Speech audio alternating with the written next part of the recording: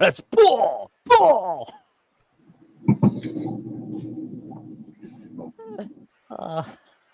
You all calm yourself down in the background over here. This is a family-friendly show. At least Mark advertises it as such. Hey, this is After Dark, baby. I should hashtag uncensored. It would make more sense. Yeah. What is going on, everyone? We are back, like we never left. It's been a couple weeks, but you know.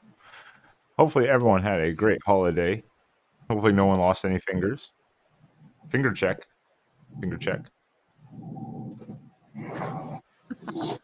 He lost his other hand. All right, cool. Yeah, so still have all 8 of my fingers. All right, well, that's good. Welcome in, though. Yes, tonight is an interesting topic and thought process going forward. This is Sean's little baby here project. As much as I hate to forget, I want to forget that year, personally. Not the only one. Yeah, it hurts. It hurts me personally, but the Michigan fans might not even show up tonight for this one. No, 2007. No, they shouldn't. They better not. Michigan fans talk anything positive about 2007, you can just shut the hell up. Michigan did give us the greatest game of that year. I don't know if it was App State beating Michigan or Oregon drubbing Michigan back-to-back weeks. Oh yeah, I love the little Statue of Liberty play I love that little play Dennis Ditson made against Michigan. Oh, they ran it. They ran it twice. Are we going to just jump right into the show, or do we have any sort of preamble? We have. Relax. I'm giving a little intro here. I'm just winging it. Like, this is what we do over here. Everyone, please hit the thumbs up if you haven't. Consider subscribing. Please do check out Mark's sponsor, SNHU, Southern New Hampshire University, in the comment section below, or in the description rather. I apologize. Please do consider looking into that. It helps the channel a lot and can help you out if you are looking to build a future at an affordable price. So please do consider that. Please, Jackson and then Sean, tell people where they can find you if they choose to stalk you online. Well, they can find me on YouTube at Jackson Johnson 979, where I'm 152 subs away from the magic number 500. And you can find me on X at Jackson09960335, and on Instagram and Threads at JacksonJohnson543908, where I give my updates on who's coming on the Jacksonian, and I give my take on what's going on here and there everywhere. And you can also check out my latest episode, the Jacksonian, with Gabby Hurlbutt, the host of Locked On Red Sox and host of the Boston Balling podcast, where we discussed a lot about the Red Sox for 2024, the 20th anniversary of the memorable 2004 World Series season. And we talked a little bit about the Boston Celtics, the Patriots, and a little bit about UConn and Dan Hurley. Edward's all up in here. It's like, hey, Sean, you're briefing. Yeah, we can ignore you. You don't even have anything. No, pretty much nothing. Yeah, Sean is nowhere but everywhere. Gonna try to make it out to the beach this week. I don't know. A couple times. I don't know exactly where. Yes. The one good thing about living here. Most underrated beaches in the country, right on the eastern shore of Lake Michigan.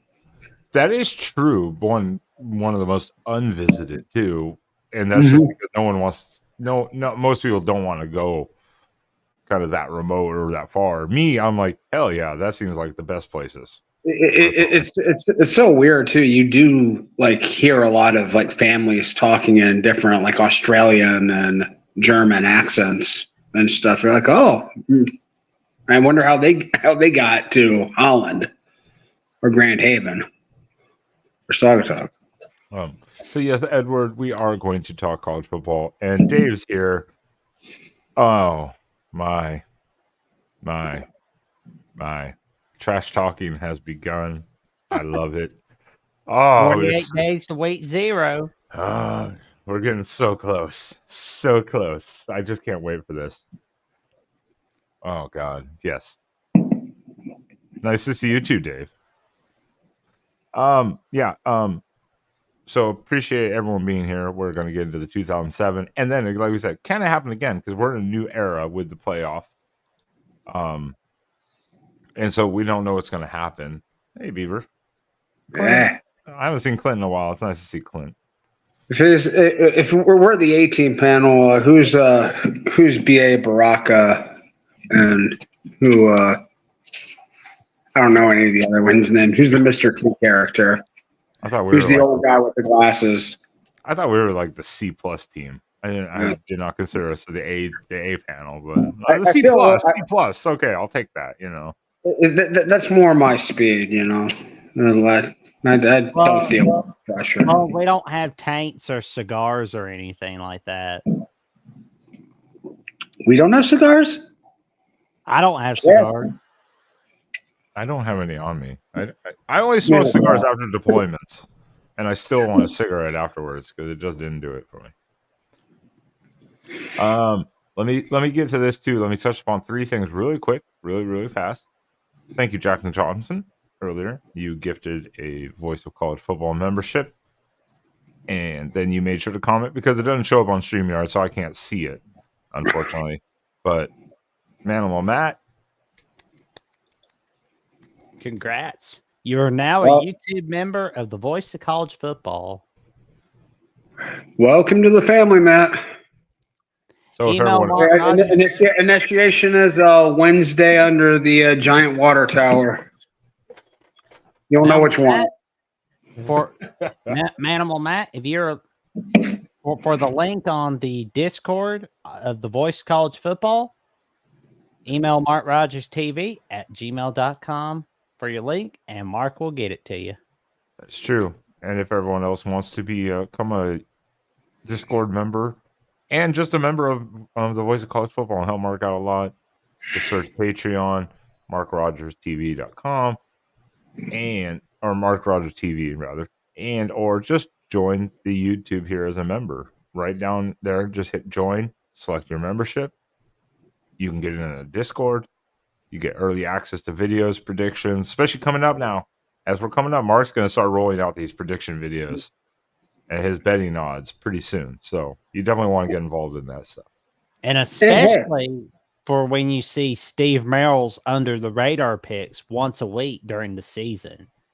So if you are gambling on college football, or better yet, doing like parlays, wherever state you're in, you're going to get a huge win when you add these Steve Merrill under the radar picks to your list. You won't regret it. Ooh. And hey, you'll be able to jawbone with us over the latest college football happenings on a weekly basis. And you may even be able to come on here and make Tim Pranley cry. It's not really that difficult to do. That's not no one has to do it. USC just has to play football. Wow, we have some feisty Michigan fans coming at me tonight. I don't know what's going on over here. Some feisty Michigan fans. But anyways, I'm trying to read this because I don't think I'm reading this right. The Oregon guy, while you laughing at Michigan, has accomplished what the Ducks wish they had. Okay, yeah, not the most artful comment, but I guess I can. Can decipher it. That's what I said. So we have some feisty Michigan. I do want to take just 2 seconds here. This is not about 2007 at all. We will be doing it also on Tuesday or Wednesday, depending on when we have our Oregon show. This is also for Jackson a little bit. I do want to commemorate all respects. Kyrie Jackson, Alabama cornerback and Oregon cornerback, passed away yesterday in a car accident after going to the Vikings. So we just wanted to give a little kind of shout out. Obviously, different fan bases, but Yeah, 24 years old, just horrible. Yeah, I mean, just about to go in the NFL. Finally, just got to the NFL, about to start doing all preseason stuff, and I don't know much of the details. I didn't look into it. I just know his mom immediately confirmed, like, yep. I know a little bit of the details here, and just a big warning. A good time for a PSA. Just make sure you guys, if you want to enjoy imbibing a bit in life, make sure you have a plan. Make sure to get home. There's no excuse, especially nowadays, is to get behind the wheel after you've had a few. There's too many options. There was never any excuse beforehand. But a 24-year-old man, and probably 3 men around the age of 24, aren't going to get to live the rest of their lives because somebody decided they wanted to tie a few on and get behind the wheel afterwards. And there's no excuse for that anymore. So, and not to judge, many of us, we've all made mistakes in the past.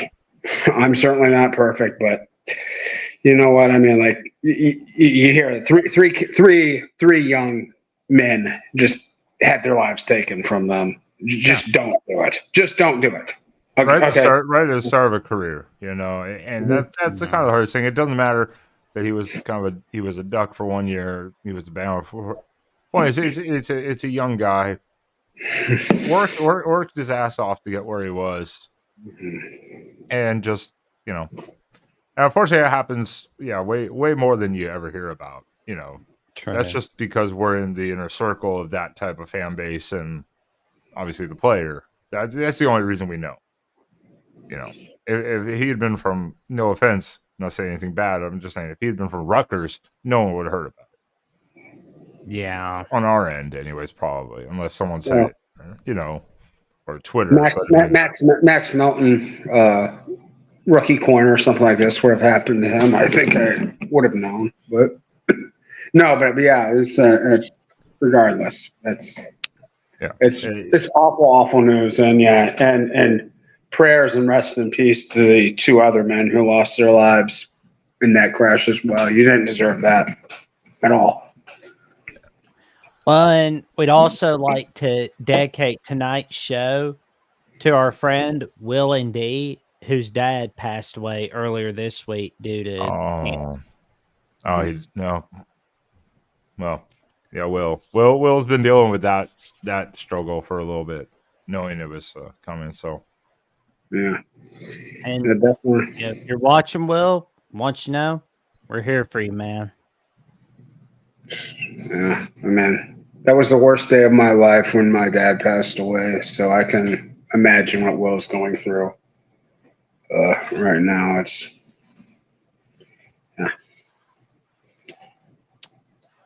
all right. Are we ready to talk like the fun? Go from incredibly depressing news to the fun. I was about to say that actually got quite a little more somber. I was thinking than it was supposed to be. It was supposed to be just hey, but yeah, Will, yeah, we're here for you always. Will, let us know. But yeah, let's talk the chaos, absolute fuck chaos of 2007. And I mean, I'm sorry, this is not a shot at Michigan. Everyone, who's the Duck guy? He's talking shit about Michigan. It started with Michigan that year. How are you ranked number 5, hosting Appalachian State in the all-time classic of David versus Goliath, and start the season off in just dramatic fashion? And this season, they returned a number of guys from that team that had the chance to leave the year before. Chad Henne, Mike Hart, Mario Manningham, and future number 1 overall pick Jake Long, all elected to come back. They were all on a mission, At that point in their careers, none of them had a win against Ohio. They had they built legendary status as individuals, but no wins against Ohio State, no Big Ten championships at that point. They came back on a mission and to prove something, and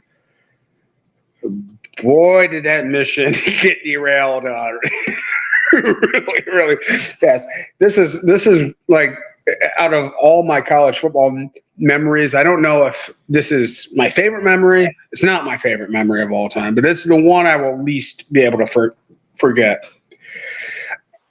This happened. I had just graduated high school. I was moving into my dorm for the first time. It was move-in day when this game happened, and this game was on was the very first game ever aired on Big Ten Network. And the Big Ten Network, Fox, who I think was in charge of the Big Ten Network at the time, just really messed up the rollout of the Big Ten Network. In where I was going to school, there was based in Detroit. There were basically no cable packages with it. So this game, I mean, you had to fight to find this game on TV.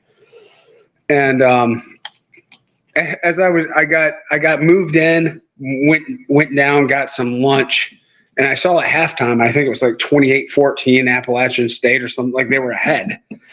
And I said, hey, we got to find a place to go watch, a way to go watch this. Like there's got to be some sort of sports bar around here. We went to 3 different sports bars, did not find any, weren't able to find one that actually was had the Big Ten Network, was carrying the game. But I called back home and somehow a local cable television package in Grand Rapids had the BTN. So we were getting play-by-play updates over the phone from one of my friends while we were sitting at this bar while we were eating. And then when all of a sudden I heard that Henny had completed a really long pass to Manningham, I believe, to set up about like a 38-yard field goal, I think it would have been, for Michigan to escape and win the game. I just this was fun while it lasted. And then we had this on speakerphone, and my dad's friend yells, "It's blocked!" And I actually kicked over the my leg jolted. I kicked over the table that we were at the bar with. All of our food fell on the floor, and yeah, none of us cared. Yeah, it was so. I mean, like, to see the big rival face plant like that. I mean, it was unthinkable. No one thought that this was a thing that could happen going into that game. Well, it came in such dramatic fashion too. I mean, a block field goal is not exactly the most common play. And back then, it was a little more common because of the rules. But at the same time, you're like the number 5 team in the country ranked. You have national title expectations, and after that week, you get dropped completely out of the rankings. Yeah, no team has fallen that far ever. And again, this is not a shot at the Michigan fans. Relax, Michigan fans. You back the fuck off me. Don't DM me in with your hate messages. We're just talking 2007. This is facts. It's long gone. We're just talking about the facts.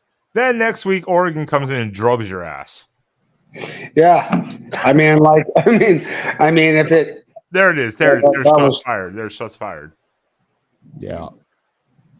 But they did. But I remember also Michigan going on that 8-game winning streak. And they turned it around and had a respectable season. Because, Oregon, I don't believe, was ranked when they went in and like completely spanked Michigan at the time. We were not ranked. That I don't recall anyway. I mean, if we were, it was like 25. I mean, we were not ranked. Neither one. Yeah, not a whole lot was expected of Oregon at the time.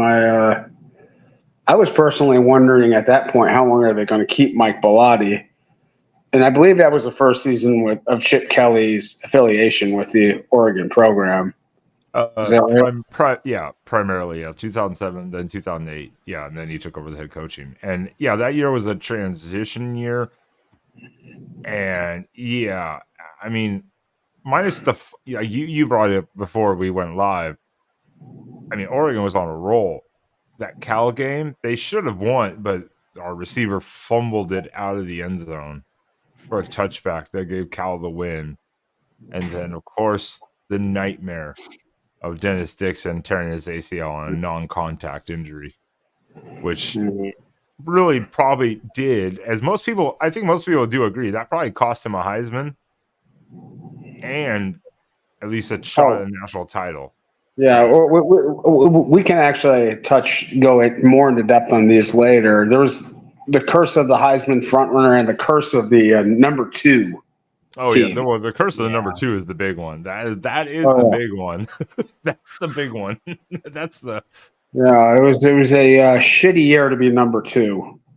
You know what I'm wondering? Because I'm looking back on Oregon Michigan from 2007 and how we'll be seeing Oregon Michigan as a conference game this year. If it goes on CBS, I wonder how Brad Nessler is going to be feeling about it, because he's going to be like, holy crap, I called this great game of Dennis Ditson in 2007, and now it's 17 years later, it's a conference game.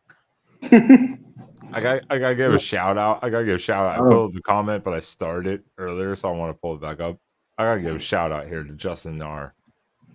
Oh my God. USF. Oh, we haven't touched about it because he said another comment. That's why I was. USF. Yeah. Oh yeah, I have not touched on the Fighting Levitts here. Yeah. Because he that was on Friday night on ESPN2, I believe. Mm-hmm. Yeah. You got I can't believe Sean McDonough didn't bring out the puberty voice for that game. They were playing mamas. And we know, as a Duck fan too, I know Jim Leavitt, and so shout out Jim Leavitt and those USF Bulls. Oh yeah, had a run there. They did have a run. Yeah, but, don't forget about Matt Grothy. That dude was a baller, man. And USF had only had a football program for around a decade or so at that point. 9 to 10 years, like 10 years at that point. I think it was 1997. And I think they had only been season. 1995 started. Okay, but I think they had only been. Okay. 95, you said? Mm-hmm. Yeah, I think they only been a Division I program for about since. My mistake. You're right. It was 97. It was 97. Yeah. And 2 years later, or 3 years, I think they started the program. FBS.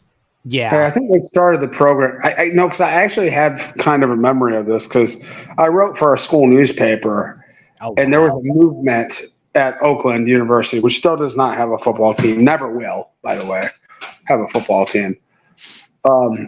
To a Division I college, trying to build Division I, and I actually called and talked to a couple people from South Florida for my story in there, because they were like at that point one of the the big success story of a brand new program that had found success. Yeah, 2 to 3 years. It was like, I think there were a couple years. I think they started and then they didn't even play games for like 2 years. They just practiced and scrimmaged, and and then they spent a year or two at Division III and then moved up to D1. They were FCS, and then they moved up immediately after 2 to 3 years. Yeah, they were like, yeah, you're good to go, and they were still decent though. For being that new in the system, they were pretty decent. 2007, just like everything was starting to fall into line with all the other chaos. But as to Clint, I don't know. Does anyone know why Nebraska's defensive back coach left? I have no idea. This is the first I'm hearing about this, actually. I know he left, but I don't know why. I'm assuming there was something behind the scenes, or he took a better job. This is a weird time for a coach to be moving on, because you're not generally going to. That's why I said behind the scenes. Maybe something came up, and it's like, you know what? I'm just going to walk away. and not cause a scene at the school. I have no idea. They said it was personal reasons. But That's another good potential reason. Yeah, something came up, personal life. Yeah. And it happened. It does happen. And coaching is not a joke at the college level these days at all. Mm. I mean, it's a full-time job. I mean, it's a goddamn full-time job. This panel's delusional. This panel's delusional. Well, about what? A little bit. I mean, yes, we are, but I don't know what this is in reference to. I mean, I don't know either. Yeah, I was like, maybe we are a little bit delusional. I mean, we're college football fans. Don't all college football fans have to be a little bit delusional? A little bit. This enterprise is not built on reason. No, it's like you said several months back, Sean. If you're looking for logical thinkers, you won't find it in sports fans or political fans. Start talking those two subjects, you may find like 2% of the people that make sense. Okay. And I'm not one of them. We got agreed here from like, don't we all have to be delusional? It's like, okay, fair enough. Fair enough. Yeah, so we had Michigan take a tumble. We had Oregon climb the scales, only to get derailed by injury and just some bad luck, which was the curse, as you robbed Sean, the curse of number 2. Yes.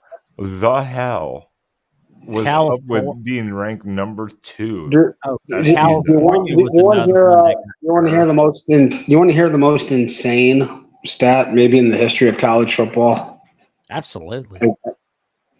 Okay. Do you know what the record of the AP number 2 team was over the last 9 weeks of the regular season that year?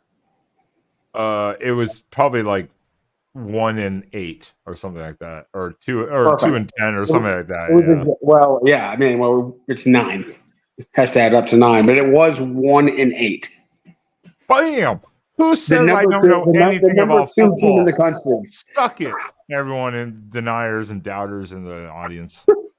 Yes, the number 2 team in the AP poll lost 8 of the 9 weeks. Well, and they said in the past like 30 years or 20 years or whatever it was that they were counting it, that had only the number 1 and 2 team had only lost this in the same season, the same weekend, like 4 times, and it happened 9 times or something like that season, or something stupid like that, where it's like, what in the hell? Number 2 was a curse. Oh yeah, you did not want to be number 2.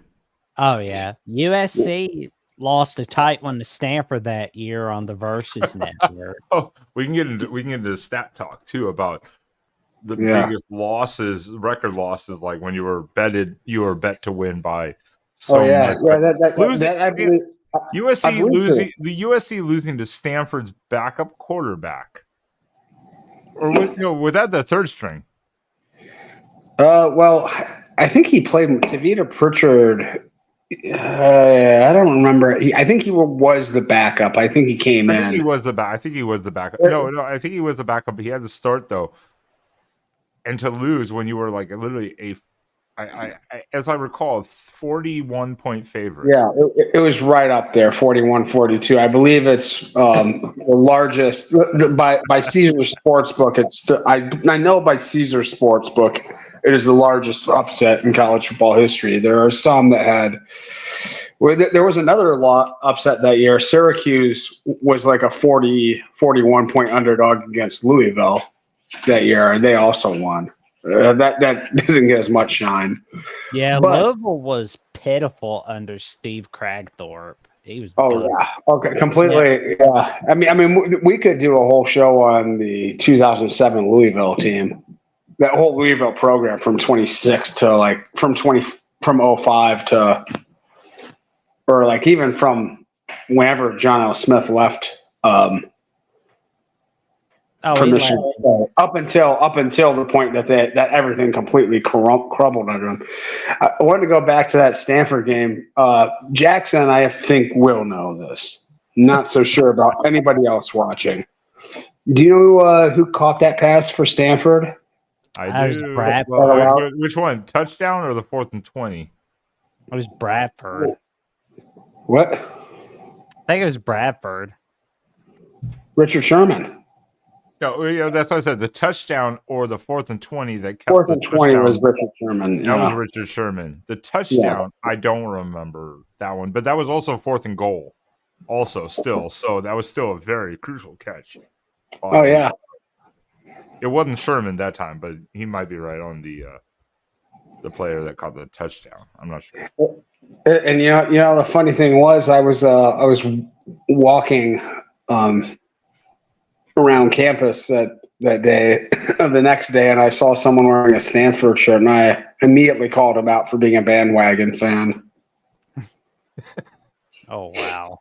Said, no, I'm an alum. Yeah, but you wouldn't be wearing that today if you know why you're wearing that right now. All right. But so we have multiple teams like this going down at the wire. I think we do let's talk about number 2 though for a minute here. Yeah, no, I agree 100%. Yes. Okay. You know some of the noted college football legacy programs that entered the number 2 spot this year? Programs like Cal, Yep. South Florida, Boston College, Kansas, West Virginia, Missouri. Missouri was number 2, but they were right there. They were number 1. Missouri was never number 2. Oh, they were number 1. That's what it was. I was like, they were right there. Yeah. I was like, oh no, they were number 1. Yeah. Missouri, going into the last weekend of the regular seasons, two teams controlled their own destiny to get to the BCS championship. We were this close to having a battle between Missouri and West Virginia for a national championship. The Chase Daniel led with help from Jeremy Macklin and Denario Alexander. Missouri Tigers needed to win the Big 12 championship game against Oklahoma. That was a tall task. Oklahoma was a very good team that year. They were favored to win, and Oklahoma was favored to win, and they did. Yeah, they smoked them in that Big 12 championship. Yeah, Oklahoma was like kryptonite for Missouri that year. West Virginia needed to win a backyard brawl against a 4-7 Pitt team to get a spot in the national championship game. That's right, Justin. Matt Ryan, Matty Ice. That was Matt Ryan. Does anybody remember that Thursday night matchup against Virginia Tech where Matt Ryan threw that game winner? Mm-hmm. He was scrambling across his body. He was scrambling to his left, and he had to uncork it with it.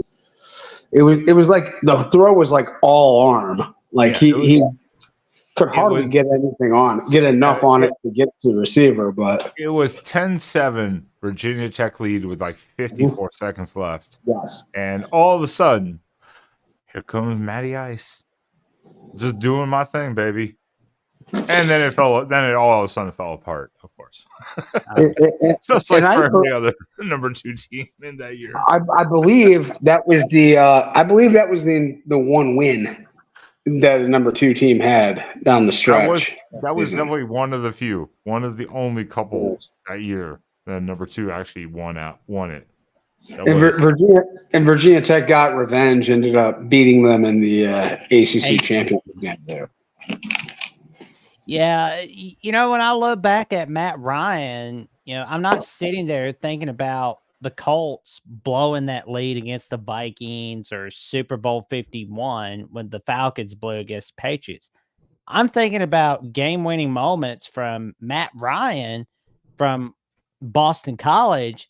And I always like to look back at that rookie year from the NFL in his first year in 08, where he had like a great play against the Bears, where it was in early in the 08 season.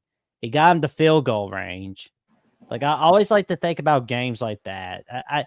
I can't help but feel like that he's football's Steve Bartman and Bill Butner, where like some people just blame him for everything for those comeback losses. Well, he definitely shouldn't bear the bulk of the blame for the 28-3 debacle. That was not much his fault. He did his job in that game. Yeah, I mean, but it was interesting too because Boston College, I mean, they were a pretty good program. Really, it wasn't that surprised that they had kind of a nice season that year. I mean, they weren't right now. You think of them as just a pile of crap.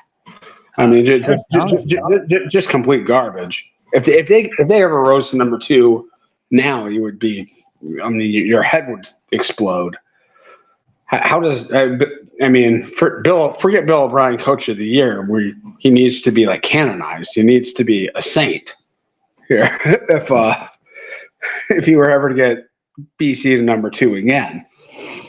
It's kind of interesting there how the college football landscape has changed. I mean, I remember Boston College and Syracuse both producing pretty good teams when I was young. Yeah. You know, I mean, and now I guess as I remember the Boston College Clemson game where that was basically the ACC Atlantic Championship. Where when was that? When was this? The week before rivalry week. When? No, what year? Boston College Clemson in November 17th, 2007. Okay, this year, yeah. Oh, yeah. Okay, the year we're talking about, yeah. Yep. Yeah, because I remember Matt Ryan had another famous game-winning touchdown on that game. And you know, we look back at that, and that was the era where people talked about Clemson was Clemsoning. That was when they were like, yeah. Dabo didn't come in until, I mean, like, when did Bowden get fired? Was that the 09 season? Bowden got fired in 08, and that was after the Thursday night loss to Wake Forest in week 6. Dabo's first game as interim coach in 08 was against Georgia Tech, and everybody locked arms together in the pregame. It was on 11 a.m. at ESPN. Wow. Yeah, Jackson, how old were you in 2007? 10. 10? Okay. Yep. Little boy. I bet you were watching every single one of these games, though. I did my best. Always gonna make sure I can watch some college football. Now, Jackson, interesting point of note. This 2007 year was the first year of the Nick Saban era. Yep. And little did anybody know, it was the beginning of the Alabama winning streak against Tennessee. Mm-hmm. So that lasted up until like the year 2 with the Hendon Hooker. Yeah. Mm-hmm. So I just want to know about, like, what was the feeling around him when he got hired that you remember, and what was the feeling of him after this first year? Because this was not a banner year for Alabama. Oh no! In season 1, 6-6, an Independence Bowl Day victory over Colorado. Oh yeah, and lost to Louisiana Monroe during the season. Oh, we were pitiful in November. I think that loss to LSU really just got us down, honestly. Yeah. And I remember we played Florida State in week 5. That was on CBS. Florida State wasn't particularly good that year, though. Oh no, they were just meh. They were going through hard times. And week before that, we lost on a game-winning touchdown in overtime against Georgia. As I remember, week 3 before then, we won against Arkansas, got revenge against the Razorbacks in Tuscaloosa. Yeah. Good shot. Look through here. Yeah, it's kind of an up and down season. I mean, that was a quality win. That was an Arkansas team that went on and almost spoiled LSU season later in the year. True. Nope, that was an Arkansas team that there's an Arkansas team that beat a lot. Looking through, did they have did Alabama have all these wins vacated for some reason? Yeah, we did. NCAA violations. Yeah. Well, it's interesting. There are 2 wins in here that aren't vacated: the Tennessee win and the Colorado win. So I guess I don't know.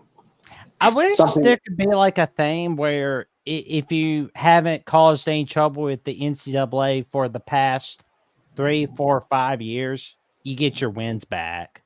I wish they could do something like that for everybody in college football.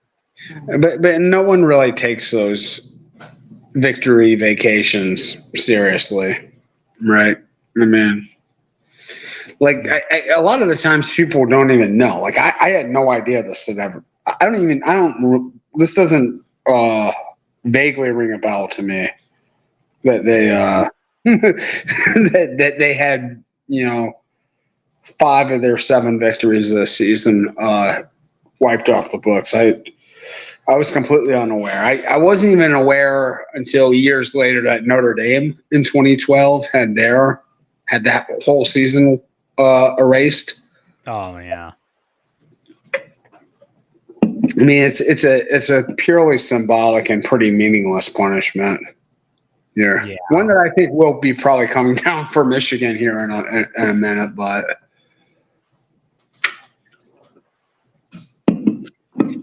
but it doesn't really mean much. No one cares. Everyone still remembers the games that were played. True. I mean, you can't really. I mean, what are you gonna do? Vacate them from YouTube? NCAA? Good grief. And it's funny, like the other team doesn't get a win, you just don't get a win. Yeah. Yeah. So. But speaking of LSU, I'm thinking about how they lost to Kentucky that week, and it was at the same time Cal lost to Oregon State. Mm-hmm. And then, funny enough, I was super happy that weekend because I think Ohio State was 3 going into that weekend, and both of them losing put the Buckeyes up to number 1. And that was not supposed to be a banner year for Ohio State. They started that season preseason outside the AP top 10. So this was not expected to. And for a while, it looked like that they were going to be like the one anchor, the one point of stability. I mean, otherwise, utterly chaotic year. But then, of course, they just go and lose to Illinois at home. So.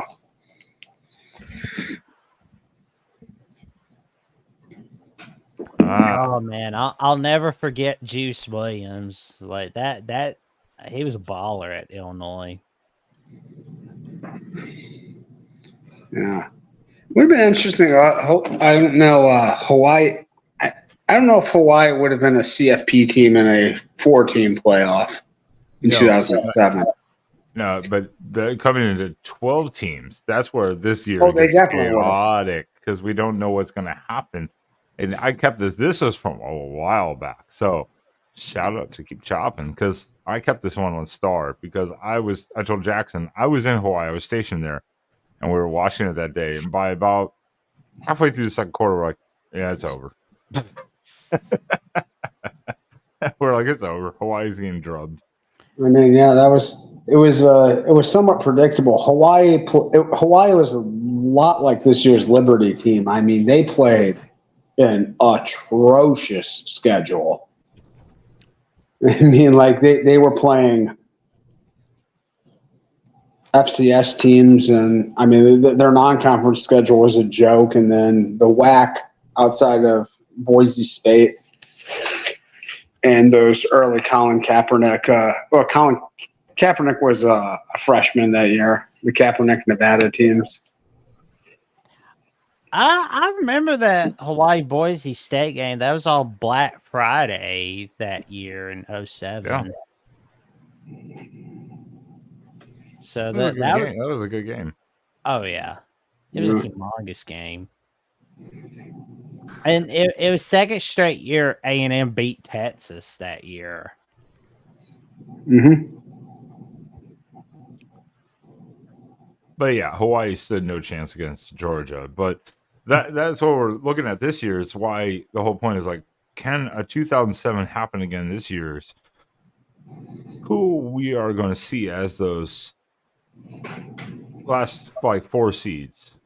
Like, are we going to see one of the final 4 seeds potentially run the table as like a 2-loss, 3-loss team that gets into it out of the Big Ten or SEC?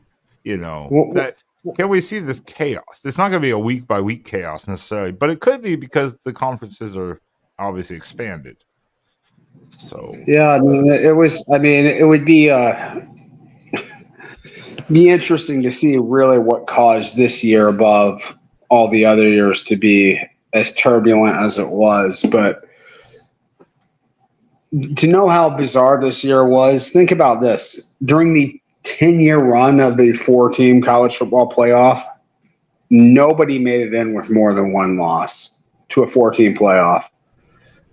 This year, the champion in a 2-team playoff had 2 losses going into it. I mean, that's fair. That's fair. I mean, because 2007 LSU is the only team in the BCS era that had 2 losses and won a national title. Yeah, only team that had 2 losses and got in. Only team that had 2 losses and like had a prayer of getting in. Well, so I mean, both of those were like triple overtime. As I recall, both of those were triple overtime loss. But still, they lost 2 games. They did lose 2 games, so they were the only team, you know. And they lost. They weren't exactly great losses either. Kentucky and Arkansas. I mean, they weren't. Those were pretty good teams, okay teams, but not the greatest. Not the greatest losses on your resume. No, I mean, yeah. Yeah, I mean, losing to Arkansas with Frank Broyles in the 60s, okay. But losing to Arkansas now or in like 07, that's not good.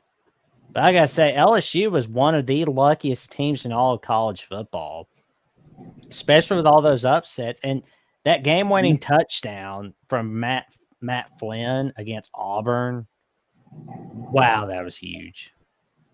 Demetrius Byrd on the other end of that reception. Oh, yeah. Yeah. Oh, my God. I could not have imagined a Kansas-Ohio State natty. I would have loved it, man. I mean, I'm not disagreeing that I wouldn't have loved that, but you can't imagine it as how far Kansas fell after that. You know. Yeah. Just unbelievable. I mean, what would have happened with that success? They couldn't build off that momentum. Now I know the coaching situation, but if they had won, say they had gone and played for a national title, even not won it, but played for one, would they have ever fallen so far, or would they have been able to sustain a build? Because they couldn't build off of what they had already done. No, they didn't even get to a bowl game last year.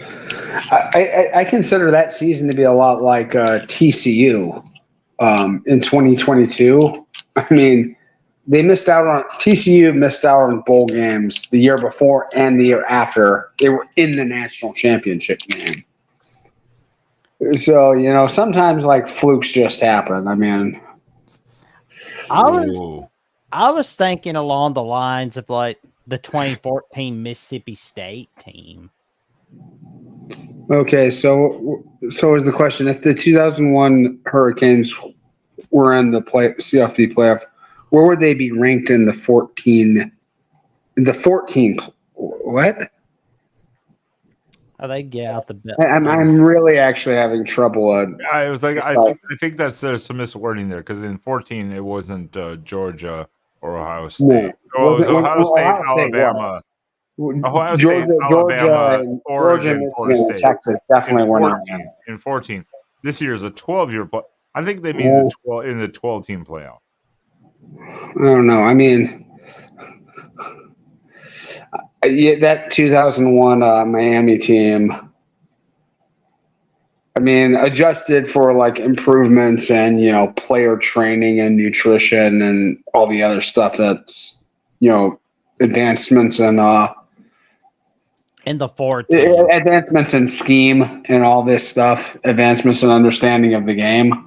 Yeah, in the that 2001 Miami team, for the time they played in, you'd really be hard pressed to find a more threatening, a more talented team than. Oh, okay, so he might have been using that year. Oregon got screwed out of being able to play Miami, though.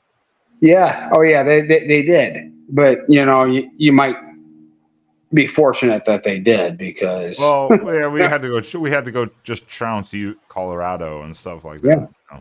Who trounced Nebraska the couple weeks before or whatever before playing Miami. So it is what it is. I mean, it is what it is. That Miami team had like several Hall of Famers on it. A bunch of guys that made multiple Pro Bowls. I mean, it really is. If you look at it top to bottom, one of the most loaded rosters, if not the most, ever assembled in college football history. I mean, that I can't. I'm not going to argue against that. I just that year is one of those years is like. Yeah, we didn't get the shot because of the polling, even though we were tied, and it was like you should have, and it might, and maybe the Lions wouldn't have wasted a draft pick on Joey Harrington after that game either. So, or they would have given him better. Maybe another team would have drafted him. He'd have a better successful career. Yeah.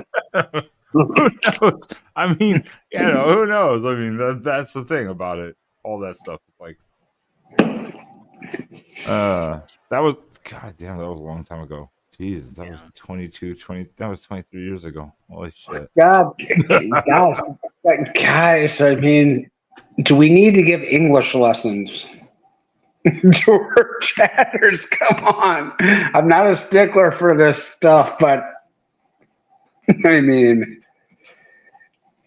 make it decipherable. Yeah.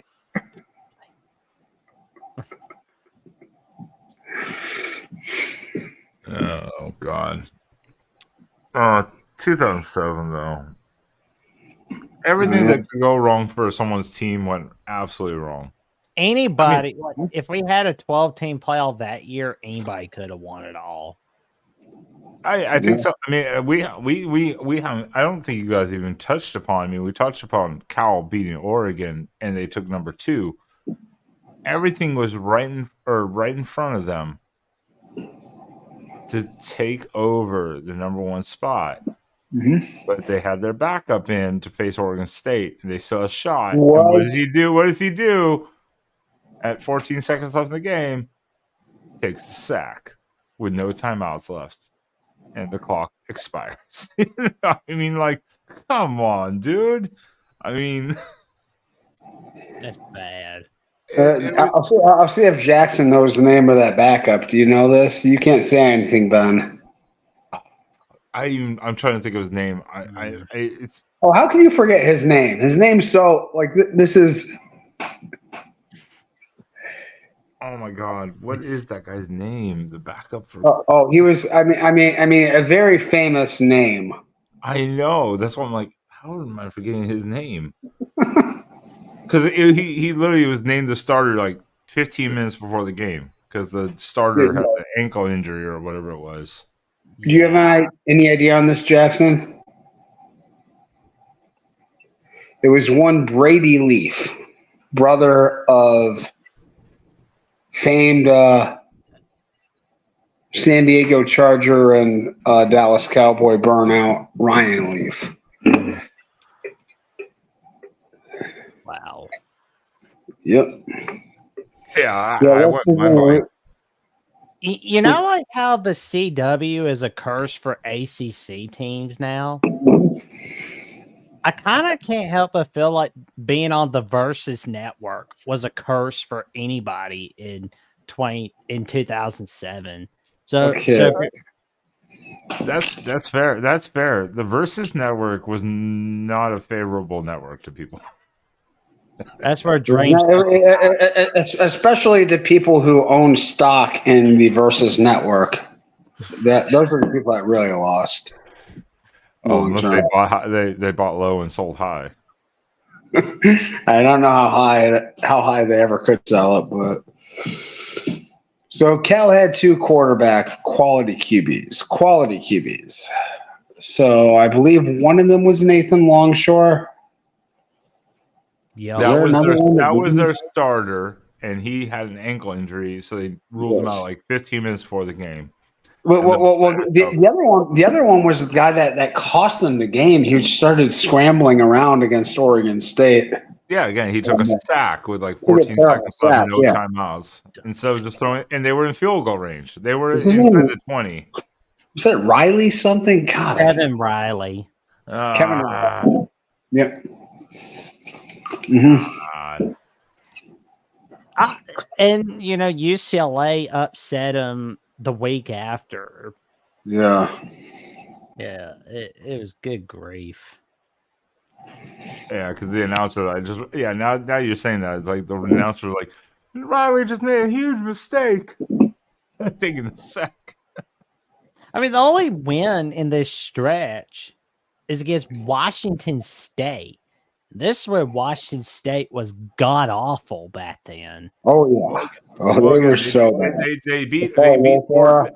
Well, again, they beat Oregon at Oregon, but after the loss to Oregon State at home, they finished 6-6 or whatever. It was just like the complete downfall of the year. Like pitiful. The team imploded. It was pitiful. And did Micah Bellotti go to be like a nature trail guide or something after this or whatever the hell? I don't know. No, Marshawn Lynch was not on this team in 07. No, was he on? No. He was there the year before. He was drafted. I was like, no, he wasn't on in 2007. I was like, no, he wasn't. He was drafted in 2007, so he was already in the NFL. But Javid Best was on this team. I believe Shane Vereen was on this team, so they weren't short. Deshaun Jackson. Deshaun Jackson, yeah, he was a receiver, but obviously not a running back, but yeah, he was. Yeah. I mean, the team had talent. Oh yeah, sure. Oh for sure. There was a reason they were number 2. I mean.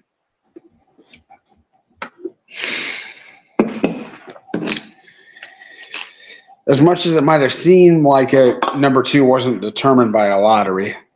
What the hell, Porter? Porter, join the Patreon. Yeah, what the hell? I don't know if you're on the Patreon, but if it is, there was a link to this, an hour ago. So, yeah, I even gave it to my Oregon guys, and they were like, "We don't want to relive 2007, so no." That's why there's nobody else here. It's a painful year. It was a painful year for a lot. It was just a year of. It was like a sort of masochistic retreat this year, where we just all agreed to share an experience of extreme torture, extreme pain, and never talk about it again. I hope you don't acknowledge the person when you see them in public. but you know. Man, You went through something together. that 12-team playoff, somebody would have gotten upset about being left out that year. well, there would have been like a 20-way discussion where people would say like, "We beat him, we beat him." Yeah, everyone beats everyone. We have to narrow it down somehow. No, that's the point with this year is coming into the 12 team. We don't know Yes. how in a sense. I mean, we know kind of how it's going to work. Obviously, every year the criteria changes a little bit by the committee and what they look at, but the home field advantage and the buys are going to be totally different. No, I mean So it's going to be interesting. It's going to be interesting. That's why I say, could this year be in the sense of chaos? In the sense of because the conference is expanding, you have a 2-loss team that gets in number 12 and just runs the table to a natty. I mean, is it possible? Sure. I mean, likely, probably not. But you know, I mean, like this type of year just seems unthinkable over the last like 15 years. It feels like power has consolidated so much in college football. Like some of these programs, the Alabamas, the Georgias, the Ohio States, the Oklahomas have just been so consistent. I mean, a couple of those, not so much anymore, but you know, power really got concentrated towards the top after this. I feel like, and I feel like this was like just the one. I don't know how exactly to say it, but there was like a power vacuum in college football this year. Like nobody had really established themselves, and there were no real elite programs going at this time. I mean, the closest might have been Ohio State because they were consistently like one of the top few, but I don't think they were really at the level that the Alabama, the Clemsons, or even future Ohio State teams got to. And it was just like, yeah, I mean, the USC had kind of fallen off. They had taken a step back. Florida wasn't quite to where they would be the next couple of years. And it was kind of a void year in college football. It was an aimless, directionless, chaotic, and random year. And there was no anchor at the top to this at all. There was no true north to this season. That would have been amazing to have a USC West Virginia playoff game that year. That would have been cool.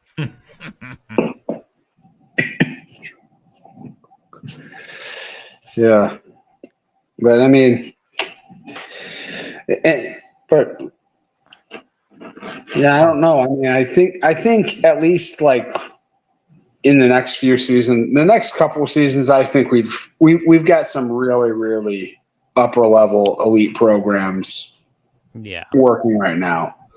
Georgia's kicking ass. Oh yeah, they always do. Yeah, Ohio State and Oregon, I think, are operating at a super high level. Texas, you know, I've always thought Texas could be. I always thought the Texas job was the best job in college football, and you know, do they finally have their act together? Possibly, we'll see. You know what? Michigan, obviously, Jim Harbaugh laid a phenomenal foundation there. What can Sharon Moore do with it? Can he keep it going? Can he elevate it? You know, I think there's less uncertainty at the top this year. At this point in college football than there was then. USC was in shambles. Florida and Alabama weren't ready to be what they became.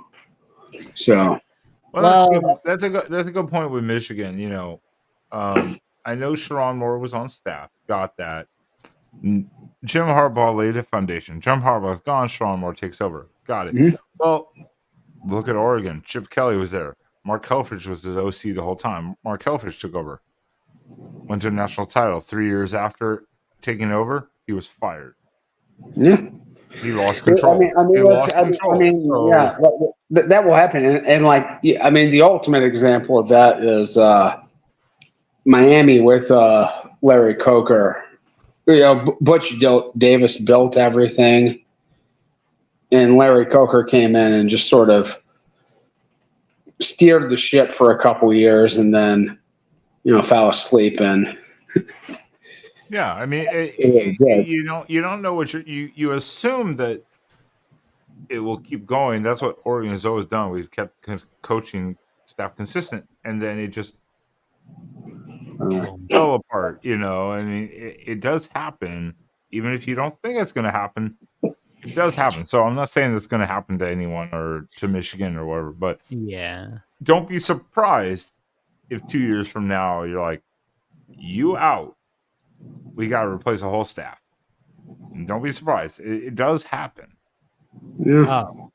Yeah, and we've learned from the Jimbo Fisher firing where it really doesn't matter how much you're going to get in buyouts. If teams want you gone, they want you gone. It's probably even more true nowadays in the days of the NIL. These collectives, these boosters are more organized than ever now. Oh. So Well, I wanna... if they can come up with $5 million to pay a right guard, they can probably come up with $30 million to get rid of a head coach. Well, everyone wanted NIL. Everyone wanted NIL, which I'm not complaining about NIL. I'm not complaining about NIL either. But there has been a lot of talk recently about there's got to be a cap somewhere because it is just wild, wild west. Yeah, and we've been saying this for a couple of years now. It's just like, hey, here's this. Oh no, we'll top you on that. And there's got to be a cap. And the one thing I do think about, and I know a lot of people talk shit about Oregon going, well, you got Phil Knight, NIL. It's like this. Shut up, USC fans. You guys said everything is in good to go, and Oregon's stolen your recruits. That's why they didn't want us to join the Big Ten. I think. But hold on, sorry, Jackson's phone. But it's not just NIL. It's a coaching staff that's also going to put you in the best position for your future. Yes, you can look at it as, hey, this is money in my pocket right now. But who's going to put me in the best position to then make 20, 30 million more? Yeah, and I'll tell you, if you're a program that's run purely on NIL and purely on just getting the biggest names you can, I think that's a recipe for disaster. You're going to bring the wrong types of kids into the program, and you're going to build the wrong type of culture within your teams. It's a difficult dance that all these big-time coaches have to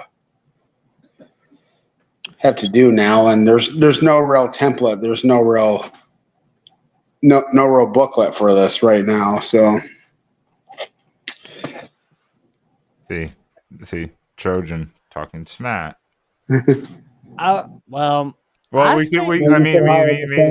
that means people love the University of Oregon more than that means more people love the University of Oregon more than the University of Southern Cal. I think a statement like that is really sort of insulting to the kids that choose that are making these choices, that say they're only attracted by dollars and by money. I don't think that's true. I think that I think that a lot of these kids are being, because especially now that they're able to hire agents, they are being advised, properly on what their better long-term investment opportunity, their better long-term plays are. Okay, yeah, you can go to some crap program that has a lot of money, is going to I'm not going to name any programs in particular, but you can go someplace where I mean, like the development trajectory is bad. The organization within the school is in complete disarray. And okay, you may make a couple $100,000 a year more for like a year or two. You're passing up on your long-term earnings potential and your life goals here. So I mean, and I don't think most of these kids are. I think the kids being recruited nowadays are much more sophisticated than that. You have to build a real program in order to get these kids there. NIL is a topper. NIL is an enhancer. It's a juicer to a good program. It's not what you build. It's not what you base your recruiting approach on. It just can't be the foundation. I mean, I'm sorry, and I agree 100% with you. I think Jackson would agree because I know Jackson has probably watched Ducks versus them. You have probably watched more Ducks versus them than I have. If you watch the media crew from the Oregon University, where they give the behind the scenes, the headset talk from Dan Lanning, like on the field and the behind the scenes of practice runs, that dude motivates people. I could only imagine what he says in a living room or a dinner table with parents and a recruit. Yeah, I can only imagine. He's young. I mean, fuck me. He's only like 6 months older than me. Right. He's not. He's a young guy, and his staff are all relatively young. Early 30s, mid 30s, late 30s. They're all relatively young. So to talk to recruits they're not like totally abstract from that, and he's just building. I mean, that's the whole point. He gets in their face. He's like, I can communicate with you. I will motivate you, and I'll put you in the best position. That's all a recruit needs to hear. And then he backs it up with winning. Yeah. Well, and I was going to say that I would not be surprised if Oregon wins it all this year, or if we see Texas win it all this year, like one of those two. And I think Phil Knight is going to see Oregon get that natty before that day comes. That day comes, I will not be on the next couple shows. I'll be so drunk for like a couple weeks. Well, with excitement. I'll be testing with the alphabet by then. Well, then I can tell everyone else to fuck off. Finally, like, oh, the O means 0 now. You just fuck you. Oh, sorry. Apologize, chat. This is a family fucking friendly show. But yeah, I wanted to go back to Justin R's point about how he believes we may not see a 12 seed beat a 5 seed. But people said the same thing about a 4 seed winning against a 1 seed in the CFB playoffs. They said the same thing about a 16 seed in March Madness. They say that about wildcard teams. Yeah. Remember one thing: just because somebody's a 1 seed or 2, 3, 4, 5, whatever seed they are, that doesn't mean it's automatically a win or loss. You got to play the games first. Well, that's what I said. Would I be more surprised if the 12 seed had to go to a on-campus home game away and run it and win a title, or would I not be that surprised? I don't know at this point. I think it depends on who the 12 seed is. I think it depends on who the 12 seed is. If a 12 seed won, I mean, certainly in recent memory in college football, I think the top few teams have just been so far ahead of the rest of the game in the last decade or so. You got, I mean, well, especially, you think this is going to be a brutal stretch, especially the way that these brackets were built. So essentially, the 5 seed is going to probably be the third best team in the country, because the ACC and the Big 12 have those automatic, 3 and 4 spots tied on. So you're getting a tougher game to start with, and it's on the road. It just, I don't know. I mean, like I would give any 12 seed like less than a 1% chance of winning the whole thing. So. I mean, the home field advantage in the first round. Now we have the buys, of course, but the first round, that's really interesting, and I don't want to say unique, but it's really interesting because that is a huge advantage. Since It's a huge advantage. I mean, there's no people have talked about it, like say a team like has to go to play at Autzen in the first round. That if they're traveling from the southeast, that's a huge advantage for Oregon, obviously. Do we have any idea how the revenue for these home games is going to be split up or determined? It seems awful. Like if you just give a team a home game. Fuck it. I mean, it's going to be massive financial influx into that community and stadium. Oh, absolutely. You're going to see the ticket price go from, say, a decent ticket, say $200. That ticket's going to influx immediately to like $550, $600. And the hotels are going to influx like 50%. Yeah, it's going to be a huge amount of money. Okay, so let's just Ben. I know you don't live. Keep chopping. You know what? I grew up in Oregon, so you know what. Now I do agree. These days, I would not go back to it. So no shame in chasing money. I get it, but I would not go back to Oregon these days. But I was on board with all this show. I was on board with you all this show until then. Oh, I've been there. I've been there. I've been to Oregon before. I liked it. I had a friend in Vancouver, Washington, and that's Washington, you ass. No, but we spent. I rode my bike into Portland. Rode a bicycle into Portland from Vancouver. Oh, I mean, it is only about 8 miles over the bridge. Yeah, something like that. That was. and I don't know. I spent like a couple days in downtown Portland. It wasn't that bad. How long ago? How long? A year, about a year ago. Oh, you must have seen the good parts then. I must have. I couldn't tell you where exactly I was, but I'm still alive. That's all he has to say. I'm still alive. And a lot of the times I can't. I mean, no, I was. Do you know where it was at? Crystal Ballroom or something? You know where that is? It is in downtown, isn't it? Yeah. It's somewhere. I mean, good God. Look at me. I grew up in Oregon, in Gresham, Oregon, outside Portland, right outside, like a mile from the Portland city limits.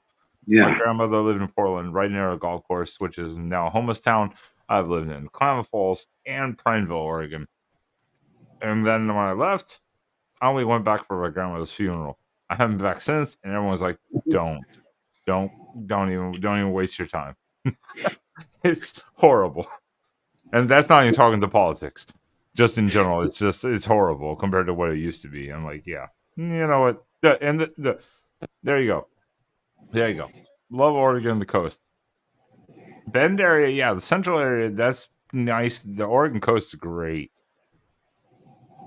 Newport to Astoria, Lincoln City. There's a couple other towns I'm trying to think of right off the top of my head, but I'm blanking. But yeah, beautiful area, beautiful area. Yeah. Yeah, I heard that like the south. I watched a geography YouTube channel, and they were talking about the southeastern part of Oregon. It's like the most remote part of the entire country. There's like only a few thousand people live in the southeastern quadrant in Oregon. It's You definitely heard about that? it's pretty remote. Yeah, the Yeah. eastern part, the very eastern part, like if you go dead central, Yeah. a quarter over that eastern, and yeah, that hook down, that is very remote, and because also that goes into mountain time. It's not even Pacific time anymore. It goes Yeah. already into mountain time, so it's very like distinct kind of from Oregon. But yeah, anyways, oh Jesus Christ, here we go. Yeah, shut up, Frankeny. Shout out to my half sister. Yes, yes, we're making an announcement on college. This is my half sister.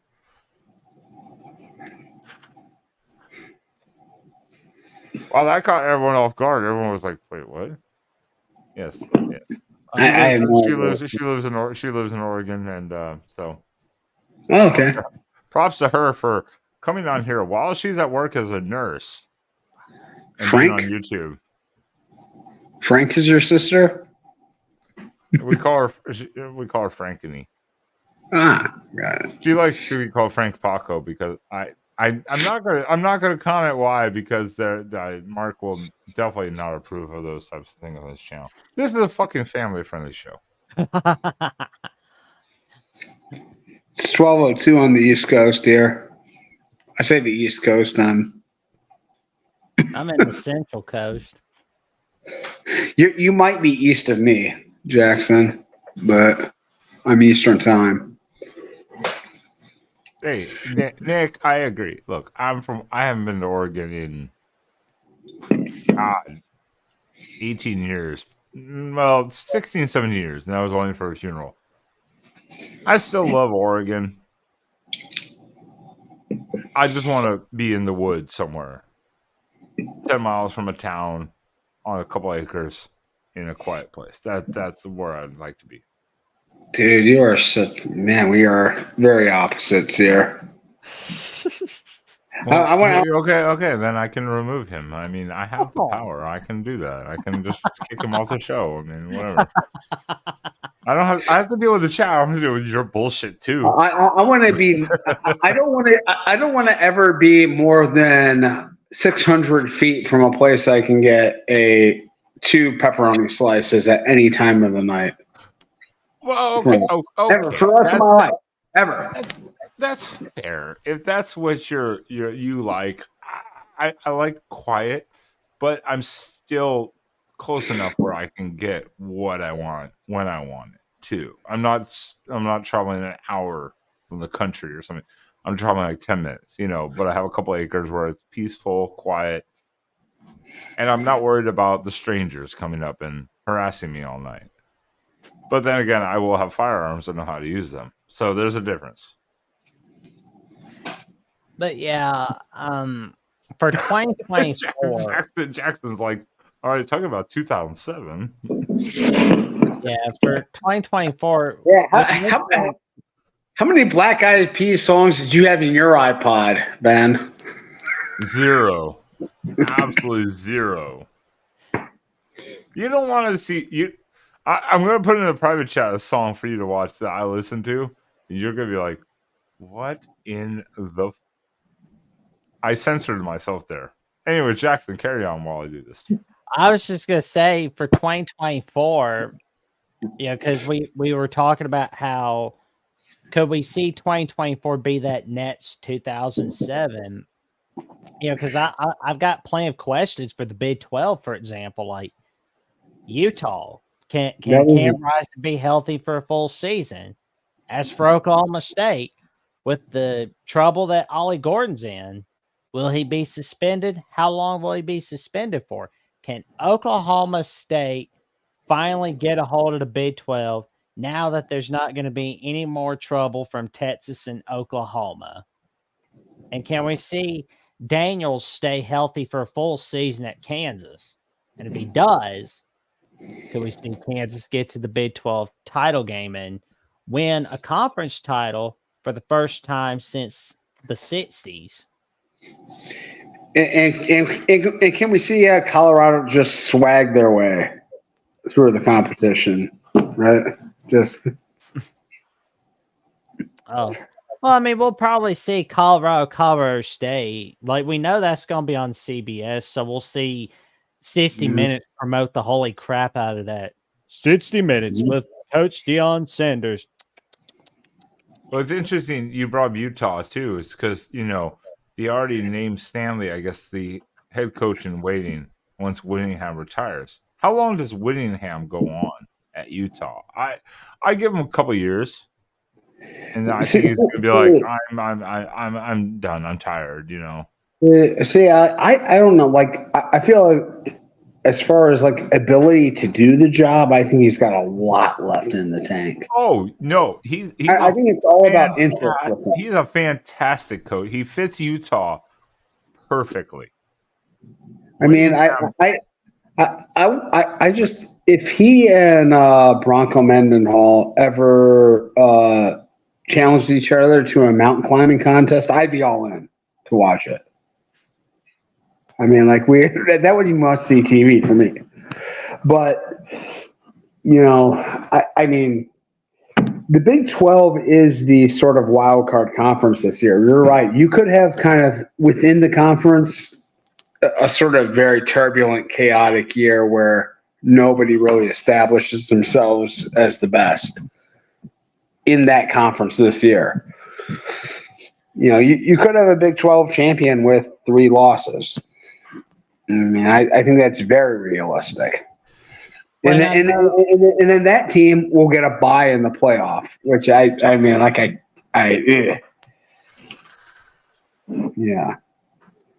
And I know that Keep Chopping has been talking a little bit about how the Big Ten could get screwed by the committee. I think we could probably see that, but guess who's really gonna get screwed the most, in my view? The Big 12 and the ACC. Those 2 conferences are gonna get screwed the most.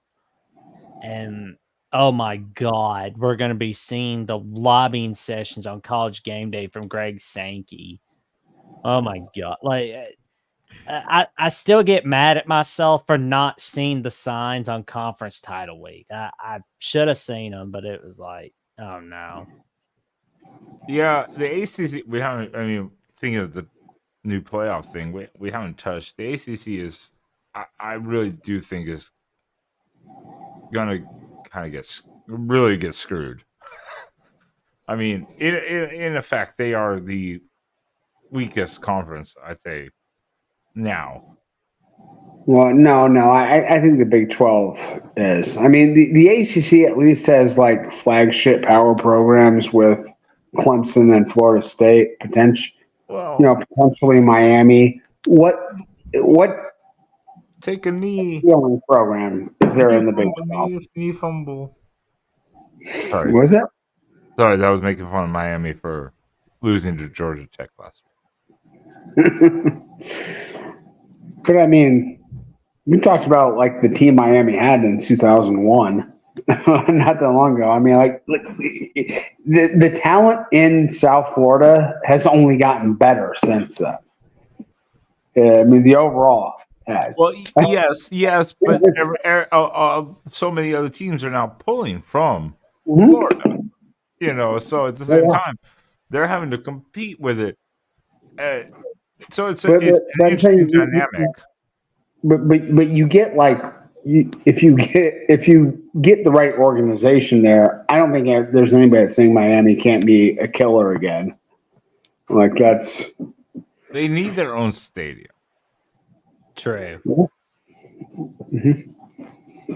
I think that is a huge downfall. They absolutely do it, and they need to expand their enrollment beyond khaki wearing kids from the suburban Coral Gables area who actually might make some noise at a football game. Oh yeah. That's a big problem at Miami. It's like the student support there has never been great. Again, the stadium on campus would help significantly. True. Yeah, but if every one of those kids that go there are already country club wearing sons of hedge funds, kids of hedge fund managers. You know, we need some grit in that stadium. Dave, this is a family fucking friendly show. How many times do I have to say this?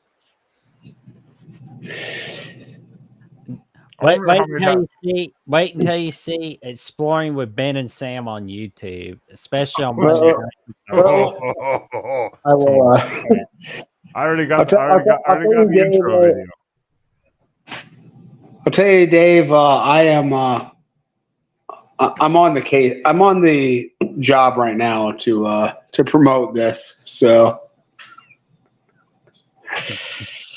this is the big one right here. Miami seems to keep getting the recruits, but they get worse. And it's I mean, you know, this is not a dig because I still have greatest respect for Mario Cristobal, what he did with Oregon, what he did with the staff and everything. And I don't blame him for taking the alma mater job. And most coaches would do that.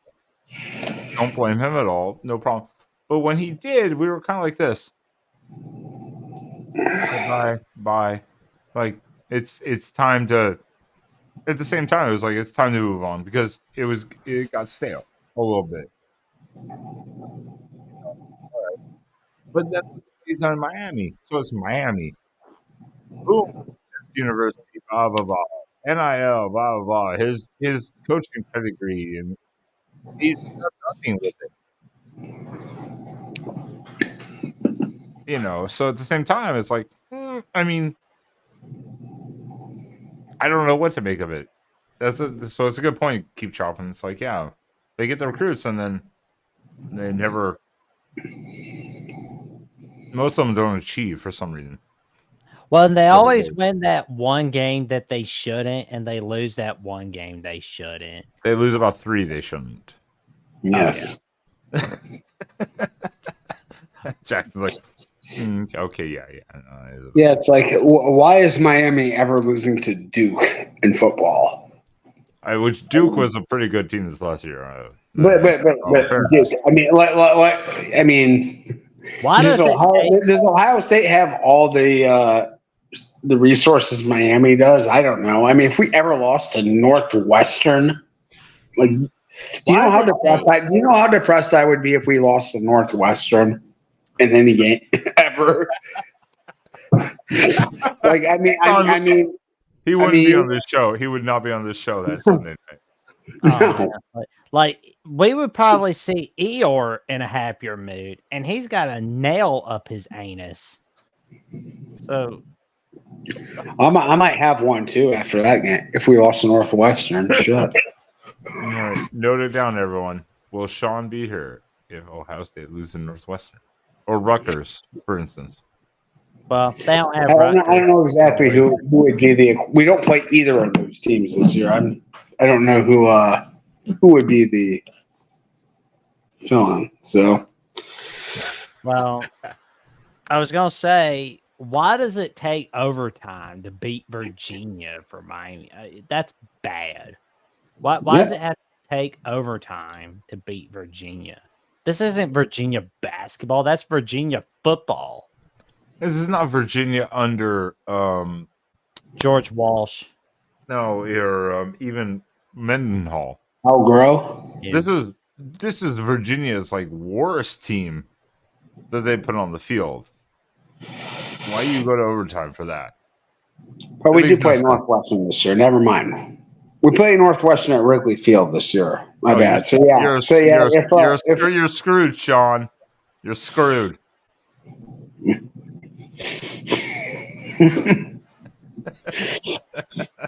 Can we get the chat to come up with a challenge for me to do if Ohio State loses to Northwestern?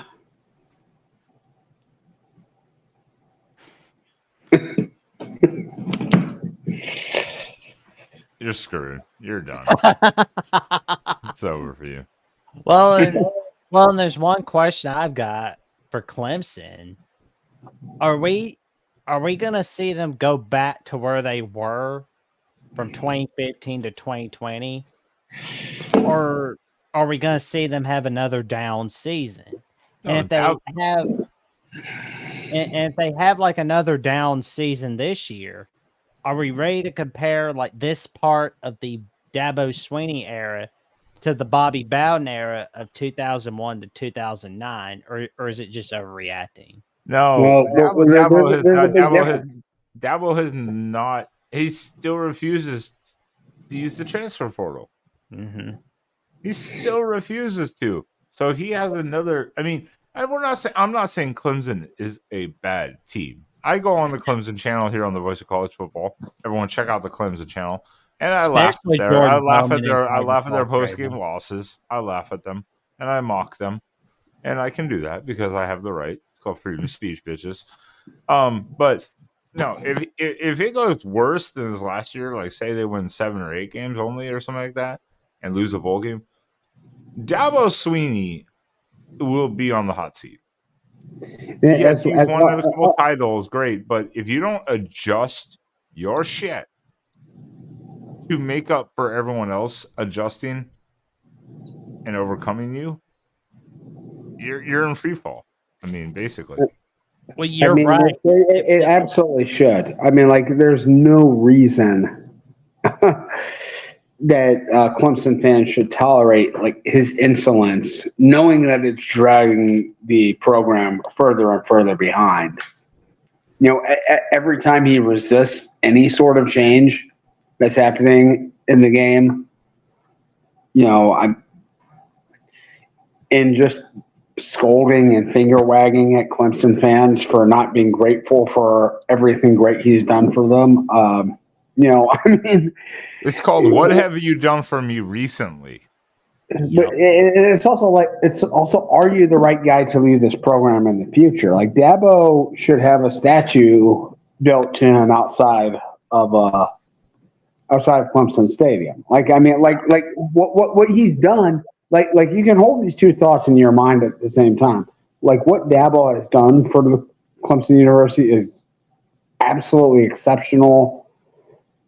It's everything we wanted. He's been a class act for the university, and he is also an albatross going forward for us. I mean, he's also we just can't like he does not get where this game is going, and we're foolish to think he's going to change. Yeah, I mean, it's to say if Dan Lanning, say this year, Dan Lanning won a national title, the first one, he'd have a statue out front of the stadium. Immediately, they'd build a statue for him, or when he left, or retired, or whatever. He'd have a statue.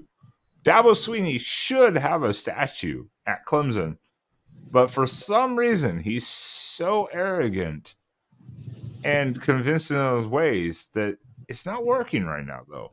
So, yeah, it's going to be an interesting situation going forward with Clemson and Dabo Sweeney.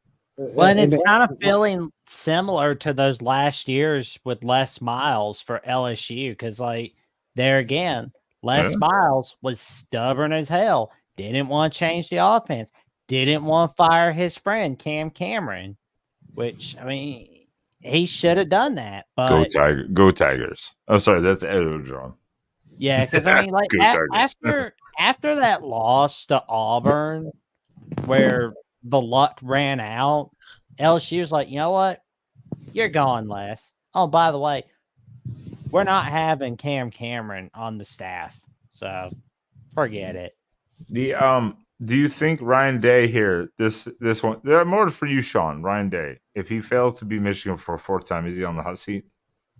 He's on the hot seat now, in a way. I mean, like, I mean, not only have the results been disappointing, they've been massively disappointing. I would say they should be mildly disappointing to Iowa State fans. This has still been an excellent program the past 3 years when they've lost to Michigan. You know, they've fallen short. I will say the bowl game did not help. The bowl game. Yeah, who cares? No, I mean, I know your quarterback left. You were going with the backup, but yeah, I mean, so the bowl game did not help. That definitely did not help. It doesn't help in terms of perception, but I care about this upcoming season, and like they're putting all their chips in this season. It's like they went out, they got elite talent, they got out and got a new quarterback. They've built up the expectations for this next season. So I mean, it's time to deliver. Yeah. No, without question, he's already on the hot seat. He's not going to be on the hot seat if he loses to Michigan again. If he Yeah. loses to Michigan again, it's hard to see him surviving that. Yeah. I mean, Unfortunately, it's not like the 60s, 70s. It's again, it's what have you done for me lately? This is the era we're in. Because like if a guy like Ara Parsegian was coaching in this era, I think he'd have been in trouble. Why? Oh yeah, Losing record against USC. Well, look at what Frank Beamer's record was through his first like 5. It was like almost like through like 10 years at Virginia Tech that he didn't have a winning record. Yeah. I mean, but I mean, like obviously Virginia Tech in the '80s and Ohio State now, like they shouldn't be measured by the same standard at all. That's what I was going to say. I was like, hold on. Hold on. I was like, hold on. Virginia Tech and Frank Beamer, the first 5 years, are totally different than Ryan Day taking for Urban Meyer at Ohio State. Right. The status it was. Yeah, it's totally different circumstance. Right. But everything I could say, all the criticisms I could levy, I levied at Dabo a minute ago. I can't levy those at Ryan Day. He gets it. Like he knows what it takes to bring in talent this day and age. He knows. I mean, he's made the right adjustments this offseason as far as relinquishing play calling control. Bringing in higher quality staff members. I mean, the program, I have no doubt the program's headed in the right direction and that they are adjusting and they're ready for a new age of college football. It's a different feeling than around Clemson. I mean, Clemson, I feel like our team's trying to win 10 years ago right now with the model they're running. They're not trying to win in 2024. They're trying to win in 2013, 2014, the way they're going about it. Yeah, and the pressure's only going to get bigger at plenty of schools now with the 12-team playoff. Yeah, I mean, yeah, some of these years we missed out on the 12-team playoff. What? How do we miss out on a 12-team playoff? Yeah. Yeah. But I will say, for some of these schools that are going to fire their coach after a 9-3 year, you better have a pretty good long-term plan. That's all I can tell you. Yeah. And, the question will be for Penn State, can they finally make it to the playoffs now with a 12-team playoff? Because, I mean, it sounds like to me Penn State is one of those teams that's going to benefit from this new system. And certainly in the short term. I mean, like Penn State, most of the last like 10 years would have gotten into a 12-team playoff. But what would they have done in the 12-team playoff had they gotten there? If we had a 12-team playoff all those years, like, do you think they would have made a lot of trips to the Final Four in that time? No, probably not. No, maybe one. Yeah. Kind of fluke. Yeah. So it would have been a lot of like first round kind of competitive games. You win some, you lose some, and then every time you win, you get smoked in the second round. Like that's where Penn State's kind of been.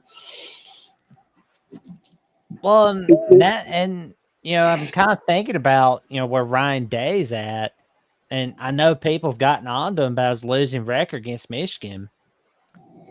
What do you think about me comparing them to Jim Harbaugh, where people talked about Harbaugh's record against Ohio State being god awful, and they're back in 2021, people were screaming for his head to just go off, just like go away from Michigan, just go away. And then Michigan finally slays that dragon on Mhm. big noon kickoff in rivalry week in 2021. We saw the magic happen afterwards. I mean, could we see something like that for Ohio State against Michigan? Could we see them gain back that dominance? Are we going to see like Ohio State, Michigan be 50-50? I don't know. I mean, I feel. I mean, well, I definitely think it's an apropos correlation. I mean, Harbaugh lost 5 games, and then they basically found a way out of the 6th game. He went. He didn't beat Ohio State until the 7th season at Ohio at Michigan. Excuse me. I don't know though. I mean, like if it's a 50-50, I feel like Ohio State's underachieving in there. I feel like they have better resources. There's a little bit more advantages in that situation. But I definitely think, certainly without Harbaugh there and with the turnover, like the tides can definitely change, and they probably will. Like Ohio State should probably exercise their demons this year and beat Michigan. Well, You know, Michigan's a huge wild card, though. I really have no idea. Like, I think Michigan can be like a top 10 team this year, or I think they could kind of struggle in this transition. And it'll all depend on how the offense does, because the defense should be very good. I think Sharon Moore will do a great job at Michigan. I think it's a little similar to Ryan Day at Ohio State. I There's a think lot of similarities. huh? A lot. There's a lot Yeah, of similarities. and especially how their head coaching career started off. Yep. So it's like they feel eerily similar. Well, yeah. I mean, the year before they had to fill in as as interim coaches while their boss was under suspension. And,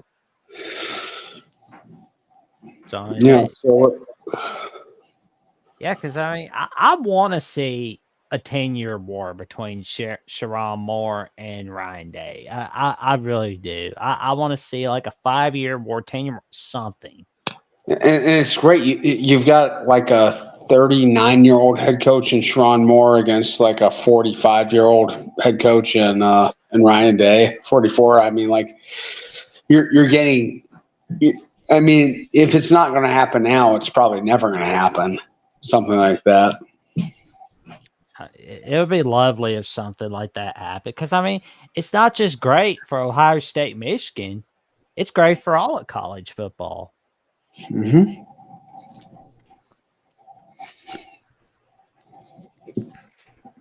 Well, everyone,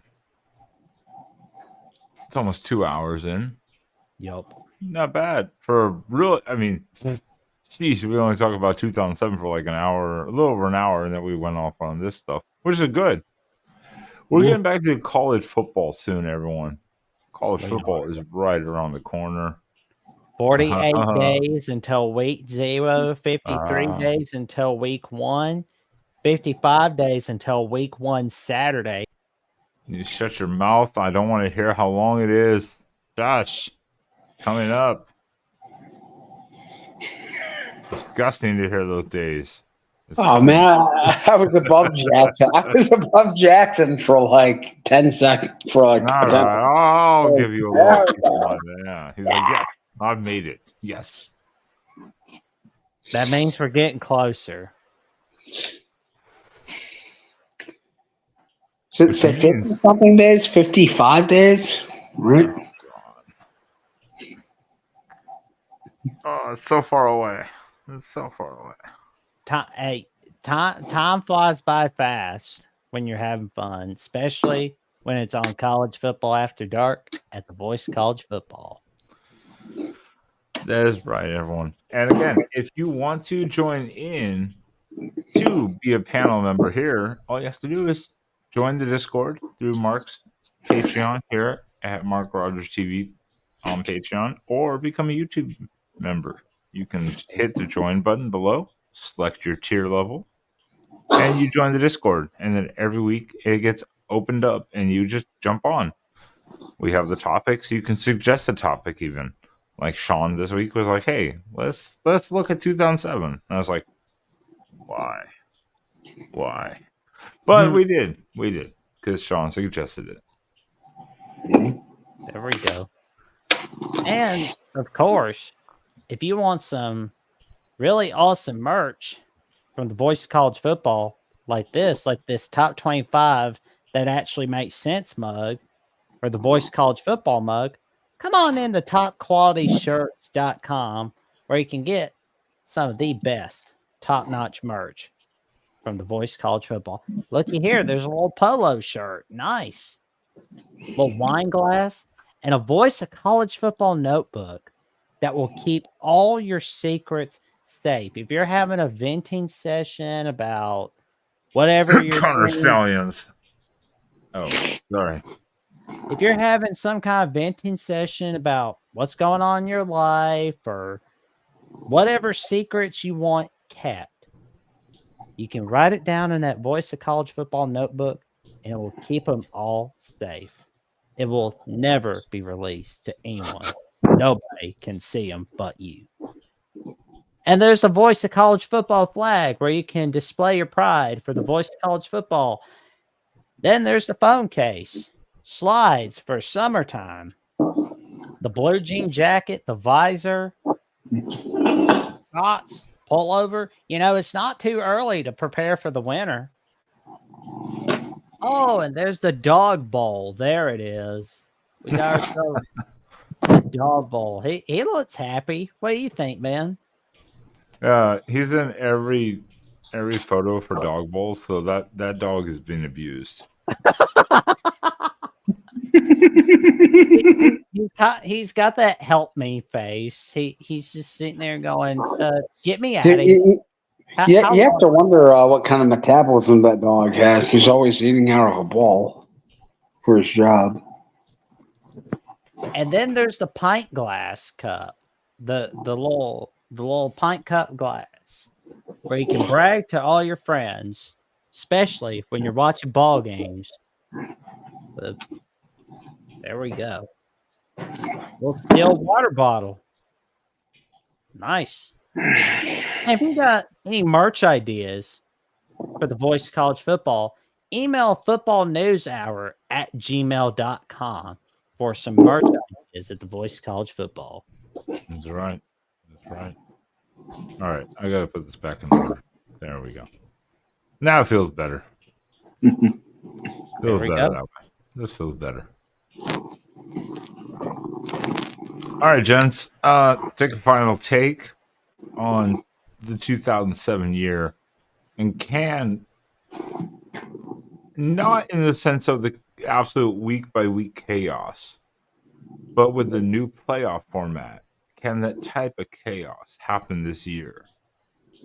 Let me think. That makes it kind of a little more intricate question. I think there will be a lot of chaos in determining the last couple spots to get in, but I don't know. I mean, like I don't think people will give the teams that are in the 9th and 10th spots much of a chance to win. So, it won't have that big of national championship implications.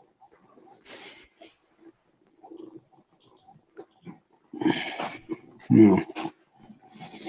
Well, I've got 3 words on whether we'll see similar chaos in 2024 like we did 2007. Yes, definitely, absolutely. Really? Really, really. I'm kind of on board with both of you. One, we don't know how the change of conference, the expansion is going to go. Because Oklahoma has been okay. Texas has been getting better, so they're joining the SEC. Then you look at UCLA and USC joining the Big Ten initially. Well, all they've done is fall apart. Washington is not going to be as good, I don't think. And then you gained Oregon, which, as Sean, you'll agree, most people have looked at it and says they're going to terrorize this conference. Which I mean, I'm not saying we're going to terrorize it in a easy fashion, but the schedule sets up very nicely first year. I know you don't have the schedule in front of you, but Well, I know that you play us at home. You go to Michigan. and at Wisconsin. Other than that, everything is Maryland, Illinois. We don't play Iowa or Nebraska. So I mean, it sets up pretty nicely.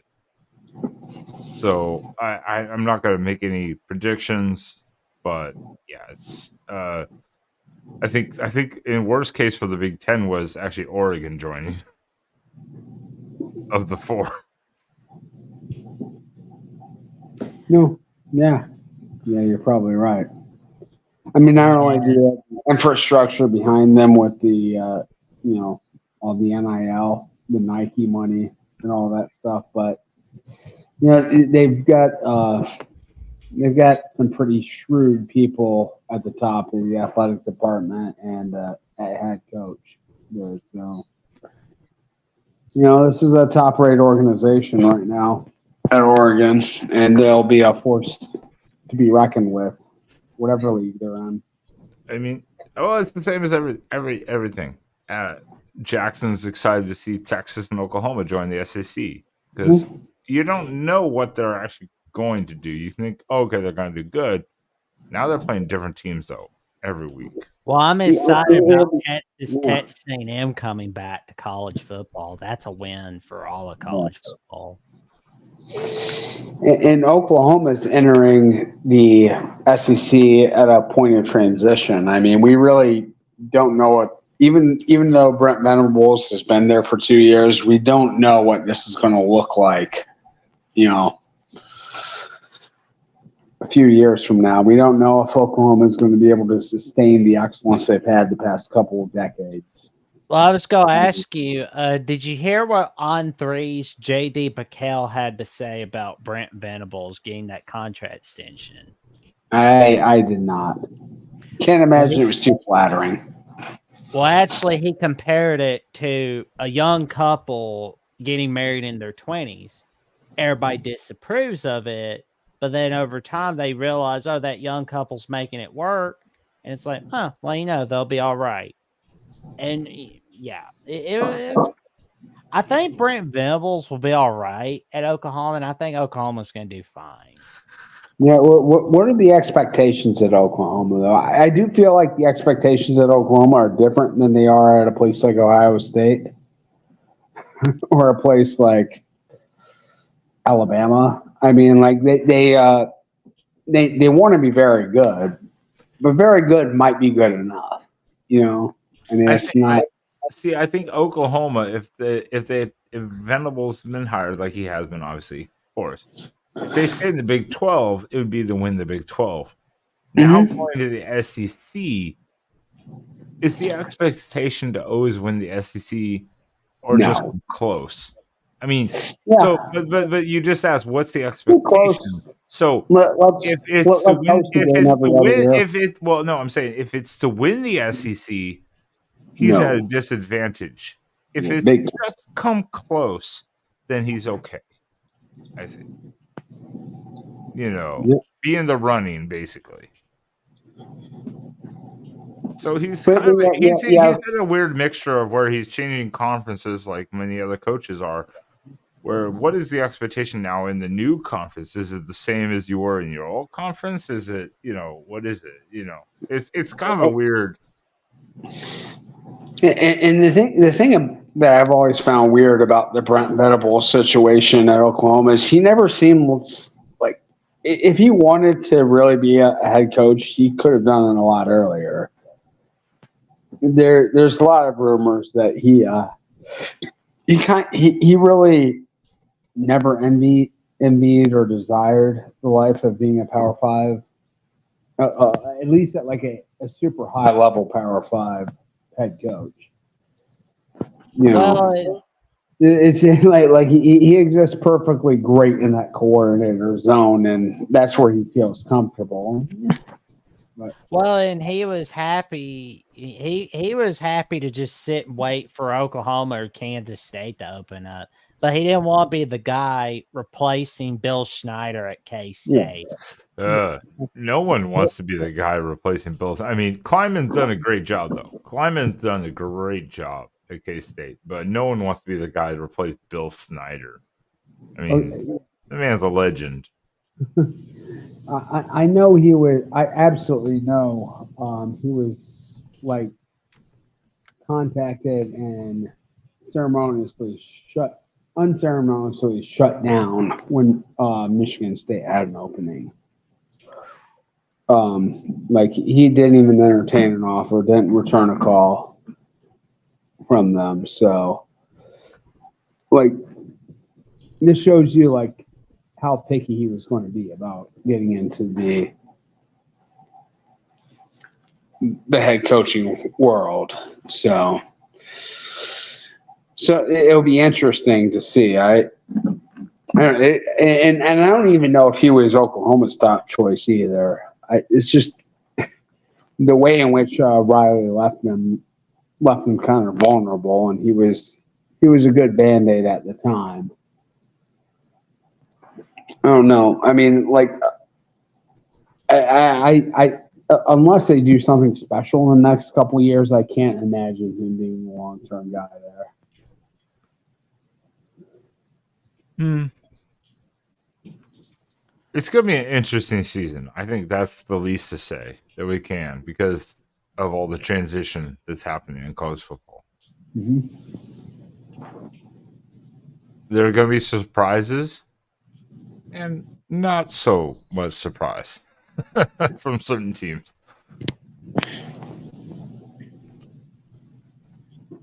So, what do you want? I was going to say, it's kind of weird how we kind of have these sort of rigid thoughts about where these teams stack up going into this season. Like we think we can predict probably within a game or two almost every team's like where every team is going to stand at the end of the year. And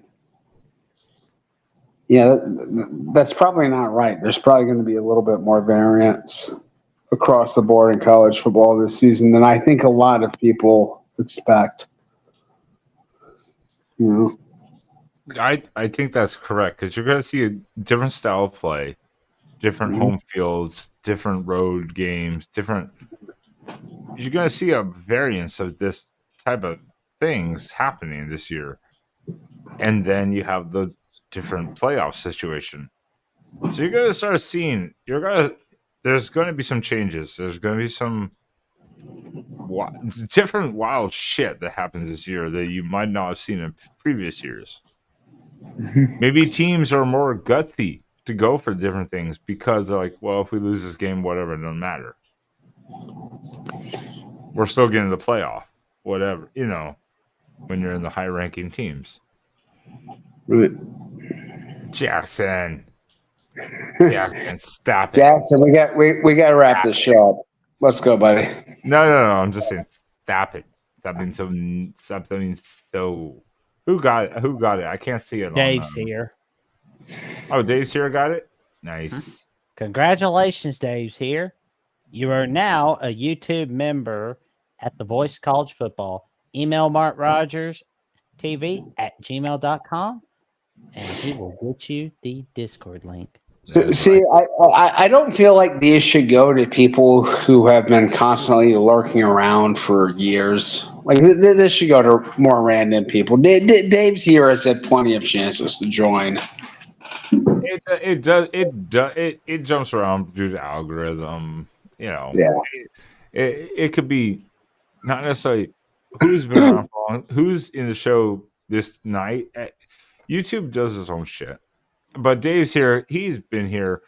We know a lot of people have not been here because it's been the off season. You know, we understand that. We know the off season is tough. It's it's tough. But Dave's here. Yes, please join the Discord. Then you can jump in here with us on the panels. Yeah. So like I said, initiation Wednesday night under the water tower. You'll know which one. Bring hot sauce. Jesus. All right. Well, Jackson, any final thoughts on the 2007 season and where everyone can find you again, as well as then Sean? Take it away. Oh, take it away. There we go. Jeez, I'm dyslexic. Well, I will say though, I'm getting excited about 2024 coming closer and closer each and every week. It's only getting closer, and the signs show with the media days coming up. Starting off with the Big 12 media days on Tuesday and Wednesday. But you can find me on YouTube at Jackson Johnson 979, where you can find my latest episodes of the Jackson, including the latest episode with Gabby Hurlbutt at Locked On Red Sox and the Boston Balling podcast, where we had a great conversation about the Red Sox from 2004 and their fantastic time ending that 86-year drought in World Series titles. And we also talked about the 2024 season and what it looks like for the playoff picture for the Red Sox. And we talked a little bit about the Boston Celtics, the New England Patriots, and UConn basketball, Dan Hurley. So stay tuned. And you can also find me on X at Jackson09960335 and on Instagram and Threads at JacksonJohnson543908. I don't know how he remembers all the numbers. It takes a while. Sean. Hey, I'm Sean. You can catch me here. That's your thoughts on the 2007 season. And the no, 2007 season. One of the wildest years in college football history. Sorry, got something caught in my throat there. Yeah, we have it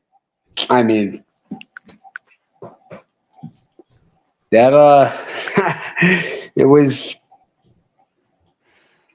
You didn't know what to expect from week to week.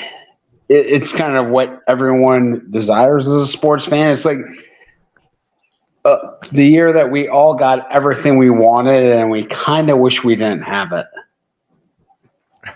That year, it was like, you know what? I want chaos. I want unpredictability, but not like that. You know, that kind of year. It was. I mean, the reason why I brought it up is just, I don't think there's been any year even close to that in terms of volatility. Like not in the same stratosphere as far as, upsetting expectations, twists and turns at every moment. It was a unique and singular year, and I almost don't want. I don't know if I want any other year to replicate it, because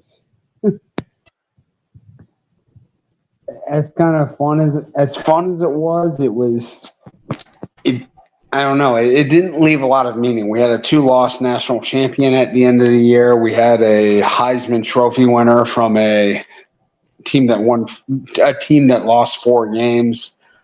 Like, it feels like nothing from that year really mattered, really counts in a way, because it was so unpredictable. It was so chaotic. But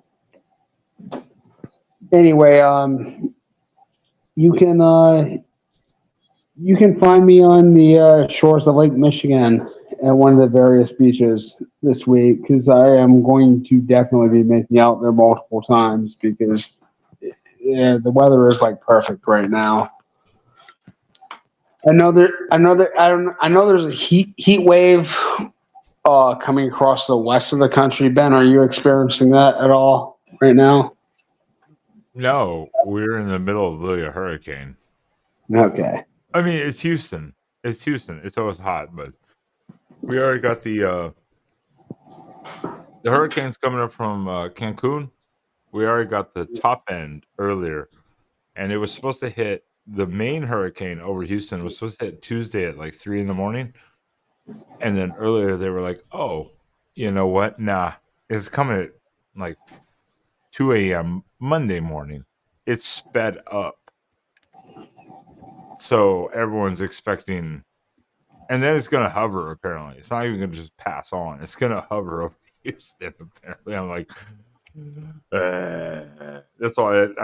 I text all of you in the messages like, I might lose power. Luckily, everything passed. So my boss was like, Monday, I'll let you guys know by like 6:30. Then stay at home. Other guy work from home. He'll go in the shop. That's it. I was like, I'll check in with you at 6 a.m. Nice. Well, I hope you stay safe and dry. So, yes, and we will be back here in. I'm going to say two. I'll say we take 2 weeks off. Then we're going to start getting the week by week because then we're really going to start getting the thick of college football. yep. I say in 2 weeks, let's do our preseason top 10. There will be a lot of debate. Obviously, there's a lot of movement in positions amongst a lot of teams, especially quarterbacks, coaching staff changes, conference changes. We might change the topic. We can talk about it on the Discord, which is another reason you need to join the Discord, because if you want to have an input into the conversation of a show, you can do that. So you just have to join MarkRogersTV on Patreon or become a YouTube member here. And then you can become a voice of the panel too, not just on the show, but even about the topic. But I'm thinking 2 weeks, maybe our top 10. And then again, at that point, we're really going to be moving into the season. Yeah. It's going to come up very fast. What's today? Today is the 7th, July 7th. So 2 weeks is the 20, just say the 21st. 38 days from then, basically, whatever, boom. Week 0. Yeah.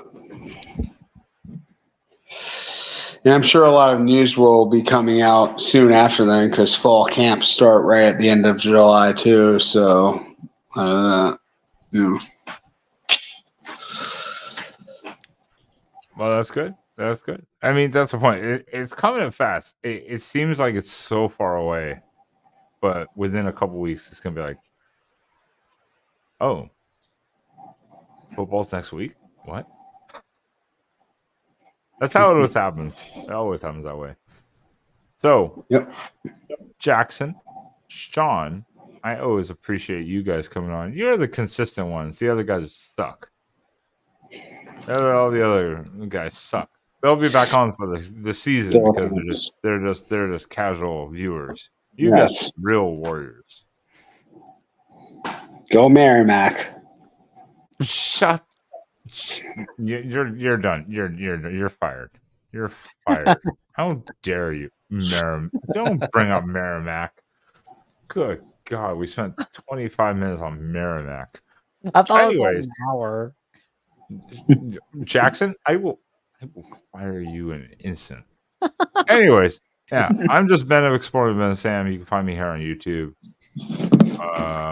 Oh God, I'm like spaz.